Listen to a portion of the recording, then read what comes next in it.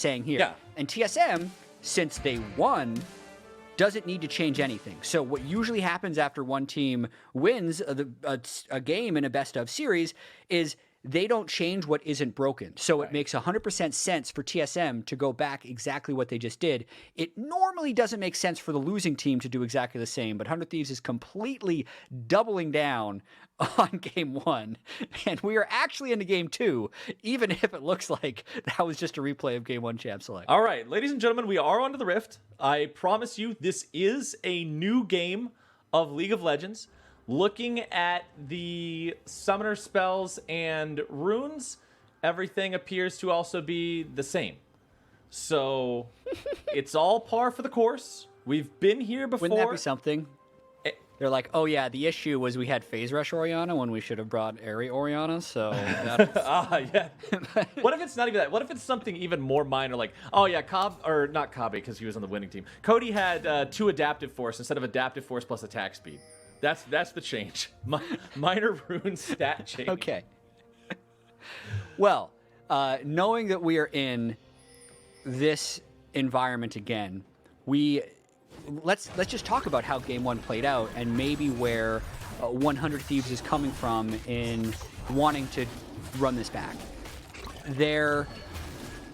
In game 1, their duo lane lost a little bit. Meteos did red, immediately ganked mid, so that's already a change. He doesn't care about burning Bjergsen's flash because maybe he just assumes that they're not going to play around mid lane whatsoever. Instead, 100 Thieves doesn't want those top lane skirmishes to go bad. Right. So expect more caution from Someday early. Maybe expect even more scaling from 100 Thieves, because there were moments in that last game where some of the team fights felt close, despite 100 Thieves being down 6,000 or 7,000 gold. So if I had to guess, 100 Thieves is thinking, okay, we can try a few early ganks on Broken Blade to get Someday going early, knowing that Dardoch likely isn't up here right now. But for the most part, I'm expecting 100 Thieves to play more passively this game.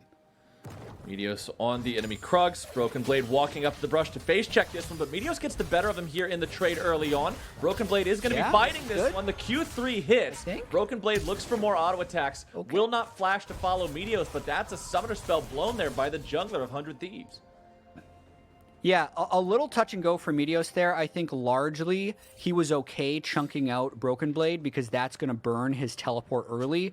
But this does really set up Dardoch to take advantage in the jungle. Meteos has only done 2 camps, whereas Dardoch is currently working on his 4th. So the Gragas will likely hit 6 much faster, and that means he will win most of these 2v2s. And knowing that Meteos' flash is down, this is the same path Dardoch did in game 1. He didn't gank mid because they didn't know where Meteos was. Now they know Meteos is flashless, so they can take some advantage. There comes the damage from TSM. Ryoma still getting chased down here by Dardoch. Dardoch's in some trouble, though. Someday with a collapse. Dardoch doesn't have to flash away. Tries to use the body slam there to disengage. Dardoch likely going to be taken down. First blood for Someday, who manages to get himself double buffs as well. Bjergsen has some mana left in the tank, but not a ton. Broken Blade moving forward here. Like to get a return kill. Remember, Someday already had to flash to get the kill into Dardoch, and Broken Blade will take the kill. He will take the buffs, and he'll take his way back up to top.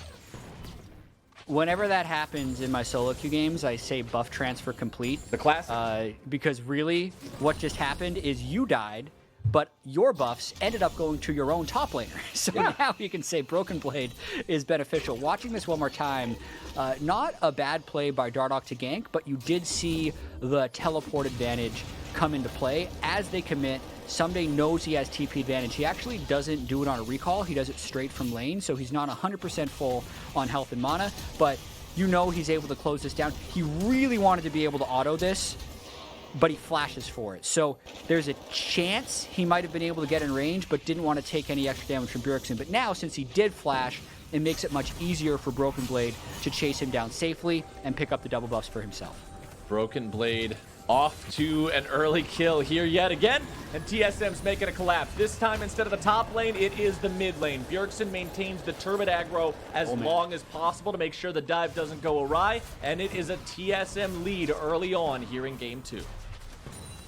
And that was beautifully done, knowing that there's a level 3 flashless Gragas who can provide CC, but you don't want to take turret aggro. Really smart by Bjergsen to get the turret aggro at max range so he could easily drop it. And they very cleanly execute a 3-man mid lane dive. You don't often see that many mid lane dives at 5 minutes into the game, but the situation was right and they walk away with the kill. They get the kills. Dardoch will farm back up here on his top side. Someday stepping forward to just maybe be a nuisance. He does have the wave shoved up all the way underneath Dardoch's turret. In the meantime, the bottom lane has gone about the same as it did in the previous game. It is a push advantage and a slight farm advantage for Kobbe and Biofrost against their counterparts of Cody and Stunt. And nobody's really paying attention to them early on. They're going to come into play later.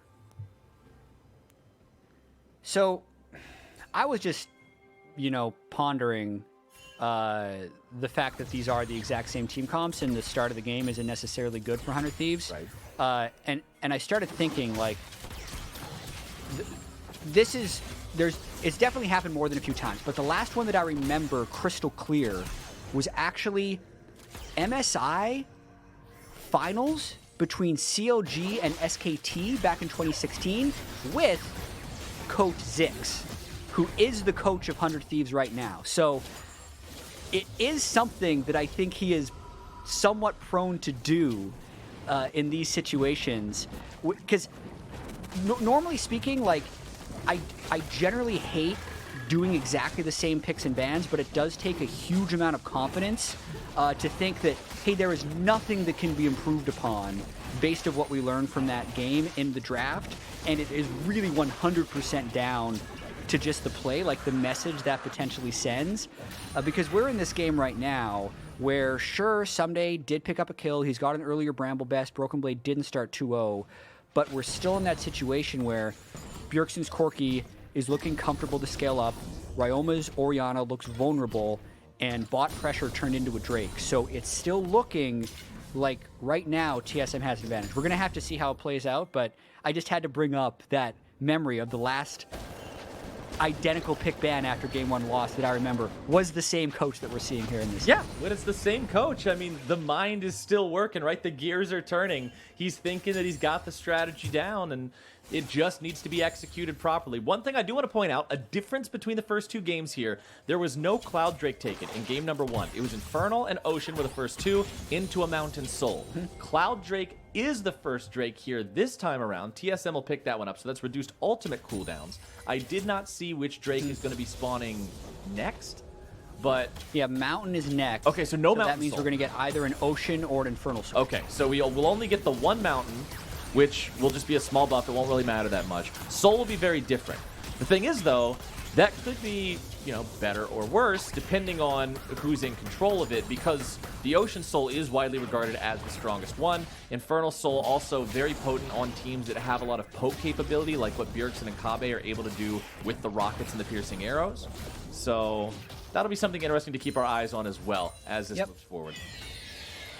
Yeah, and with Rift Herald going down, it does bring up a fairly pivotal moment in the game for 100 Thieves. So they gave up the Drake. You could see Cody Sun burned his ultimate just so they wouldn't lose too much wave pressure bottom as they're getting just perpetually pushed in. If Meteos can get off a successful gank and drop a Rift Herald that can actually kill a turret, I think that's the early game gold injection that 100 Thieves is going to be looking for. If he instead just goes into a lane, drops it, and gets the single 2-plate charge, I don't think that's going to be enough. So I think 100 Thieves is really going to try hard to set up a gank in order to get the Herald down. Well, it is an improvement over game 1 for 100 Thieves to even have the Herald to begin with. Remember in game number 1, it was Dardoch who had the Herald summoned up here in the top side. Someday uses his ulti to try to stop the wave there in the top side, but it's going to be Dardoch moving towards him here with Bjergsen's help. The cast comes down and the kill is secured. Someday down for the second time this game as the TSM Goon Squad again collapses 3v1 in the top lane. Game plan remains largely the same for TSM. They're attacking Someday. 100 Thieves, though, knowing that a bunch was just burned, package, flash, ult from the Gragas means they're pushing bottom. Since Ryoma is missing, this is as good as a successful gank because all 100 Thieves needs is free time to take 2.5 of these plates down to then have the charge. But the minions are running out. They drop it a little early, and this actually doesn't look like it'll take the turret. 3 plates in total is what they get. I mean, it's not bad, but you said a couple plates in a turret, very different thing.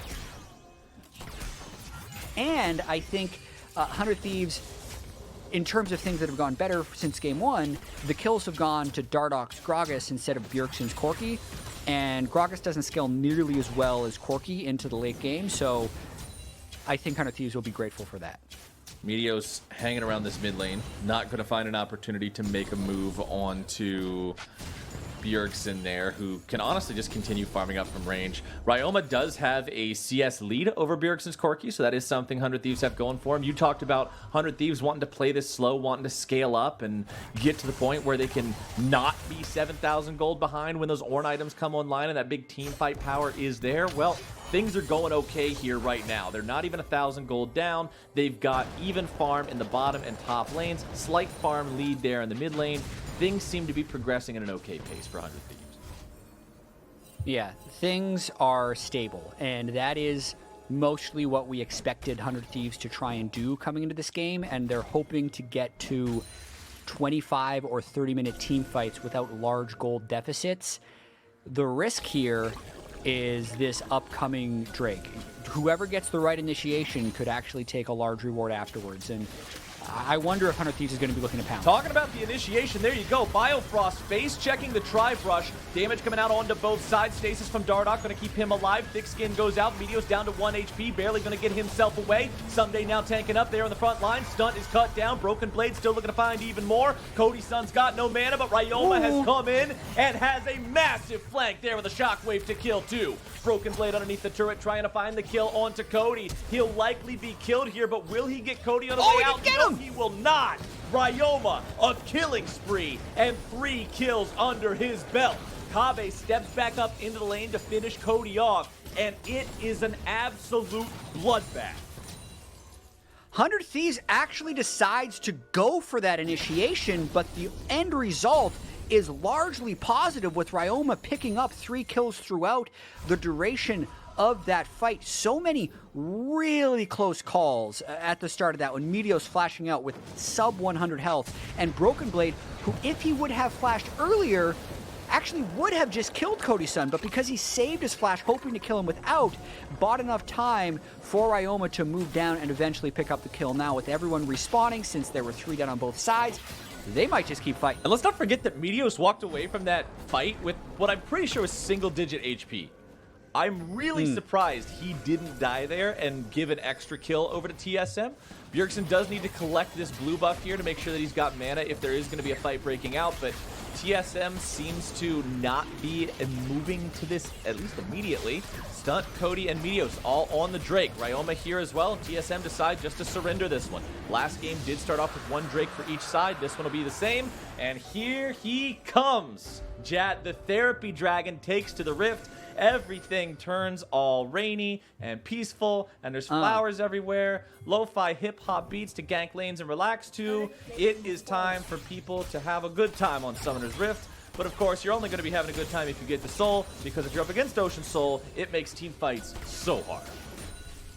Yep, do your best not to tilt, Soul. This could also be first turret coming down for 100 Thieves. The last plate is going to fall in about 10 seconds. If they get it down beforehand, they'll get even more extra gold. You can see 237 per individual, so a big injection of gold. And Captain Flowers, the salty run back, it's working, is way less salty right now. This is the intelligent run back. This is the logical run back so far by 100 Thieves. Like, thinking about how close some of those fights were in game 1, sure, they've attacked Someday. Someday's kept his CS up, and the big difference is that Ryoma's picked up those 3 kills and can move towards a powerful point, and we don't see Bjergsen sitting on a 4-kill Corki at this exact moment. So 100 Thieves with 1 Drake in tow, basically even gold, and a fed mid laner, might actually be feeling pretty good right about now. All right, 100 Thieves. This is your chance to show that Zix was right. The draft works. The team can make this sing. They're in a really good spot here. Dead even gold. 15 minutes into the game. Broken Blade coming in from the flank.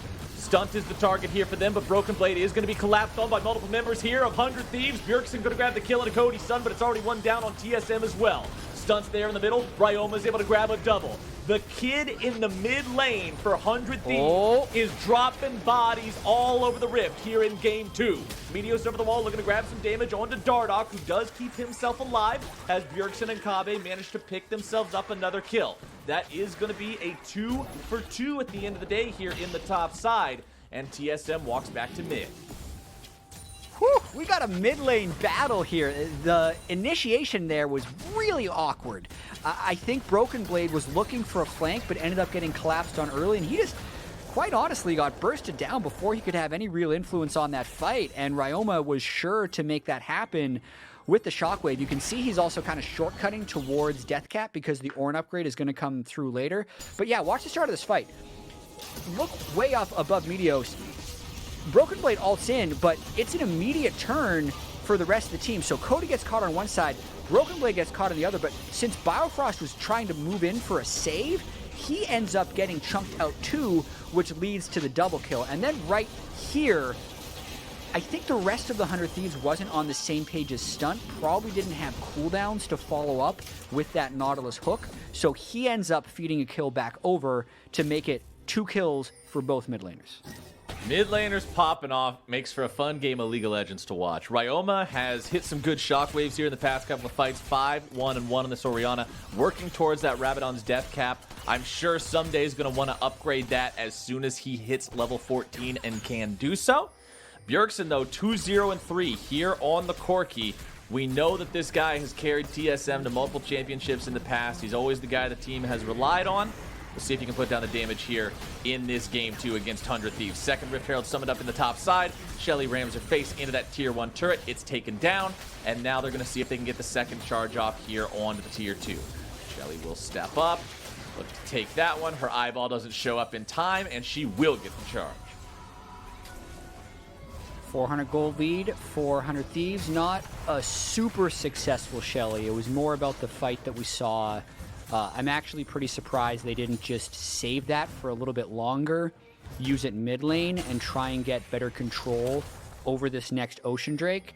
The more important thing, I think, to focus on now is just item completions. Ryoma is huge. Yeah. Deathcap Ludens already completed well before Someday can even upgrade with ornaments, since he needs level 14 before he can start upgrading his own teammates' items. Stunt is level 7. It doesn't have Stoneplate yet, so it's like we got one Mega Fed dude. We got one really, really weak support, who's also, by the way, a guy who needs to help with the initiation. So really pivotal who ends up getting picked off. And I mean, actually, TSM's giving this up. They're saying Ryoma's too big of a power spike. We'll take the gold onto Bjergsen. They did this in game 1 as well. When TSM actually had, I think it was 1 or 2 Drakes. It was 1. And it was the first Drake over to 100 Thieves. Yes. But this time, I think it's a little bit more questionable, but I think it does speak to that TSM might not think they can win teamfights right now, and they want to get 2 items on Bjergsen as well before they opt in for these fights. Because yeah, at this point, one Ryoma Shockwave would have just slingshot 100 Thieves ahead. Here, they're just trading an Ocean Drake for some more gold onto Bjergsen. And I like that trade, because unless you're going for a we need to rush 4 Drakes for the soul at 24 minutes win condition, the first 2 don't matter, really. The individual Drake buffs are pretty small. They're not going to put any sort of immediate pressure on you. If you're TSM, you're okay with giving that up. Now, after those 2 are gone, 3 and 4, they're a lot more important. So I don't expect to see TSM give these away for free like that moving forward. However, I don't expect TSM to probably be in the same situation like what you're describing right now, where Ryoma is the guy on the map that matters more than any of the other 9 players. Yeah, absolutely. And there's no rush for 100 Thieves.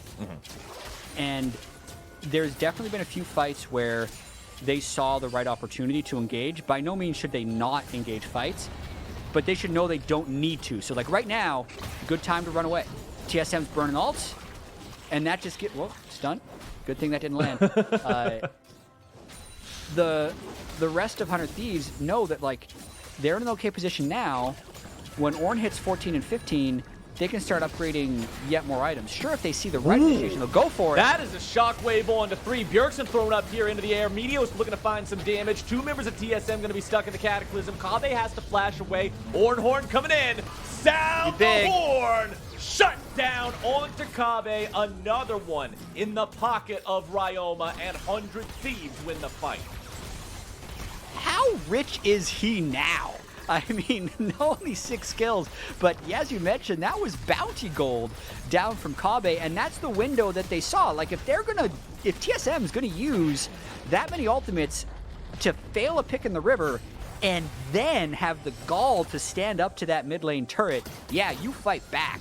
And that's exactly what 100 Thieves did. I think TSM's lucky to not suffer more deaths after that one. Yeah, 100 Thieves really biting back here in this second game. In contrast, honestly, to the games that we saw them play against Cloud9 in their first series of playoffs, the first game was about the same as the first game in this series. You know, their opponent took them down pretty swiftly. There wasn't a whole lot to it. But then in the second game of that series, Cloud9 beat them even faster. They beat them at 22 minutes or something. And so that's one of my concerns that I had heading into the second game of this series was, is it just going to be Cloud9 2, Electric Boogaloo, and we see TSM just steamroll them in the second game? And the answer is no. This is looking a lot more like 100 Thieves in the third game against Cloud9, where they just play better, they play as a team, they manage to do what their comp was drafted for, and they have this game so damn close right now, still having that lead, and lead thy name is Ryoma. And that's what makes this just extra fascinating. It's so incredibly rare that you go back with exactly the same team comp. He was on Ward. Biofrost gets away, though. He will not be picked off here today. I do want to point out that Biofrost here for the second game in a row did go Knight's Vow over Gargoyle Stoneplate as well. Yep, so he's more vulnerable to burst compared to the standard Gargoyle Stoneplate that you see from most supports. And I'm just trying to think, Captain Flowers, like, what happens if 100 Thieves actually wins this game with 100% the same draft that they lost? Game 3, we have a tiebreaker between these comps. Well, yeah, you're only once you do the exact same comp twice. By the way, secret rule: you can only play the same champs for the rest of the series. That's definitely not true. But just like the analyst desk was talking about this and probably said, "Hey, I don't think 100 Thieves even prepped that much for C9. They probably prepped a whole bunch for TSM. So they picked blue side. That probably means they have something else." The last thing you think is they pick blue side to just do exactly the same thing because that's what this week and a half of TSM prep has led to. But here we are, and it's working. So Ocean Drake in 20 seconds. That's a 6-kill Orianna. Dardoch doesn't have flash. I think everyone on TSM should be looking to kill Ryoma. He is the carry right now. Cody doesn't have IE. Kave does have Rageblade, Blade of the Ruined King. Bjergsen just completed RFC, so he's going to be looking to put out a large amount of poke. The initiation here, if it can go down onto Ryoma, would be huge. Nice sidestep there from Biofrost, getting away from Stunt's dredge line. Still no level 14 for Someday, which means still no upgraded Rabadons for Ryoma. Blue buff is up and available if TSM wants to go for it. You can see the pings coming out from 100 Thieves here. Biofrost is the man out front for TSM. As Stunt walks forward, dredge line connects. It's going to be focused onto Biofrost, who immediately flashes away. Chains of Corruption come down. Piercing arrow fired out. Bjergsen throwing in a couple of skill shots there from the periphery. As 100 Thieves back themselves away. Broken Blade was coming in on the flank.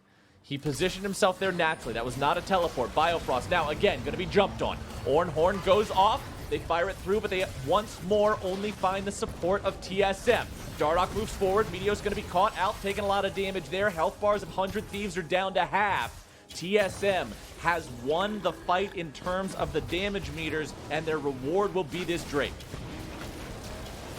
Wow, what a weird series that we just saw there. At the very start, Captain Flowers, it looked like Bjergsen was trying to recall to either finish an item or buy an elixir and then teleport back. So when Stunt hooked in, TSM wasn't really ready to fight. But then they kind of half won that poke battle. And I feel like Stunt made a big mistake. He re-engaged before his aftershock was ready. So he re-hooked in, was a squishy Nautilus, had to immediately turn away, and that just allowed TSM to dump a bunch of damage down without a strong initiation being able to come out for 100 Thieves. So overall, TSM ends up winning that one, but it was only by kind of absorbing back-to-back stunt initiation attempts. TSM not willing to let their opponents just take everything today. Drake's still even between the two squads. Gold might as well be even. 700 separating them doesn't mean a whole lot. Remember, those Ornn items are going to start coming online here and now. You can see Someday now hitting level 14, which means he will be able to upgrade either the Molten Edge or the Death Crown for one of his two carries. Yeah. Let's hope, for the purpose of Ryoma's Twitter, that he's moved his death cap into slot 1, because if Ludens is in slot 1, it will upgrade the Ludens instead. Okay, he moved it. And he moved it. Okay. All right, they did yeah, it right. That's a fun fact for anybody who plays solo queue and builds multiple items that Ornn might be able to upgrade, and you wonder, why is this Ornn on my team upgrading the wrong item? OMG noob, why you do this? It's actually your fault. You are the OMG noob. You have to put the item you want upgraded in the, That's all it does. in the first inventory slot, because it upgrades automatically. So fun little fact there for you next time you're playing with Ornn on your team. Make sure you have that item in your first inventory slot, and that's the one that he'll apply the extra bonus to. So not only does he upgrade that item for Ryoma, he also completes his own Abyssal Mask, gets that upgrade, and that's a ton of extra stats and firepower there beside 100 Thieves. Okay. Biofrost, once again, the target man. 100 Thieves have gone fishing, and they got a big one. Ryoma, godlike on the Orianna. I mean, that's a flashless Tom Kench just kind of meandering around the mid lane. If the team's not willing to back him up, he can't be there. So Stunt didn't even land that hook. They just knew they needed to send bodies at him, and they get that kill to set up this push in mid lane now. 5 men strong, pushing down the tier 2. They managed to grab that one. A little bit of chip damage through the barrel rolled out by Dardoch, as 100 Thieves still staying in the top side of the TSM jungle. Stun with a flash, he's able to find his way on a Broken Blade. That's going to be a big pick there for 100 Thieves. Nice moves from Stun. All right, that's now big team fight power dead, and either 100 Thieves just keeps going into Fog, looking for more picks like this, hoping they can still land a Shockwave or a Cataclysm, or they just start the Baron. Little by little, they're kind of chipping away at TSM, who is completely on the back foot now. TSM, man, they're just, it seems like 100 Thieves has completely swapped how the game looked in game number 1. I applauded TSM for being the team that was constantly looking for things, being the team that seemed like they wanted to be in the driver's seat in the first game, and now 100 Thieves just feels more proactive here in this second one. It's like that first game was just practice for the comp, and they're saying, no, we know what we're supposed to do now. We'll show you what we actually came here to do. Yeah, I mean, you have enough confidence that your team composition can win. You're putting... The amount of flame you get if you do the exact same comp and lose twice in a row, a lot of times that's just not worth it. But the confidence that it requires to run it back like this and then show success has to kind of be commended for Zix and 100 Thieves if they can end up closing this one out. I'm a little surprised they recalled after that pick onto Broken Blade, because they've kind of allowed everything to reset, and now they have a flashless Nautilus. So TSM is going to cautiously try and get some of this vision back. Another hook, though. We're talking about caution, and Dardoch is getting hooked. He goes into the stasis and flashes away, but now Meteos is providing the Cataclysm there so the rest of the damage can come through. A good devour from Biofrost. Make sure Dardoch doesn't die in the bullet time, but 100 Thieves just keep looking for these picks. And a bit of a worry I have is that Ryoma hasn't used Shockwave in a while. I feel like he's being too precious with it. Knowing how fed he is, knowing how much of the team's gold he has, it's like he needs to land this perfect Shockwave, but really he can just use it for damage, because anyone he hits will die. Gotta use it if they want to win this game. So sometimes you don't even need it when you can use 2 basic abilities and half chunk the enemy mid laner. Bjergsen loses 50% HP there. Ocean Drake is alive here for either side. This would be Drake number 3. Assist pings coming out from the side of 100 Thieves towards the top side of that river there, saying this is where TSM wants to fight. Broken Blade could go in over the wall if TSM decides to fight for it. Drake down to 2,000 HP. Dardoch looking to potentially contest. He's going to be locked down. Biofrost with the Devour, keeping him safe. Stunt now going to be jumped on by Broken Blade as Biofrost uses the thick skin to stay alive. Drake is secured by Meteos and the rest of 100 Thieves. Broken Blade's in the stasis, and now he's taken down. 100 Thieves on the chase, looking to find even more. Someday going forward, he's got the Unstoppable. He's looking to continue this chase. Meteos now with the ball, ready to go in even further forward. Here he goes over the wall. There's your flash. There's your combo. There's your combo. There's 100 Thieves. Ryoma with a double kill, and that is 3 dead for TSM. 100 Thieves are pulling it off, Jack, and they're on to Baron. He finally used the shockwave, and it was at the exact right moment after the Meteos delivery to pick up his 10th kill of the game. 100 Thieves only has 12 kills. They're all on Ryoma, and that fight was actually more one-sided than the scoreboard even shows, because for most of it, Meteos was just smacking the Drake by himself, and 100 Thieves was playing a 4v5, so 100 Thieves is really far ahead. The double stone plate they have on jungler support, the triple tank setup they have, with the current gold income they have, because remember, in game 1, they were about 7,000 gold behind at 30 minutes. Now they are 4,000 gold ahead, so about an 11,000 gold swing when compared to the first 30 minutes of gameplay. With Baron up, with now a Void Staff on Ryoma and a level 16 Shockwave. Oh, man. They might look to end if they find the right initiation. TSM doesn't want to stand up 5v5, so we got Bjergsen split pushing one lane. We got Broken Blade trying to split push another. Meanwhile, front door's open. That's not a clockwork orb anymore. That sucker's a bowling ball, man, and they're just going to roll it towards each and every one of these fancy little pins TSM likes to call turrets, because 100 Thieves will not be stopped. Inhibitor number 1 already taken there in the mid lane. Yes, Bjergsen got a tier 2 in the top side. That is the best TSM thought they could get in that situation. But the 100 Thieves War Machine will not stop pressing forward just because they took one inhibitor. They're going to just They're going for a fight right now. Broken Blade is at half HP. TSM just Tom Conchel.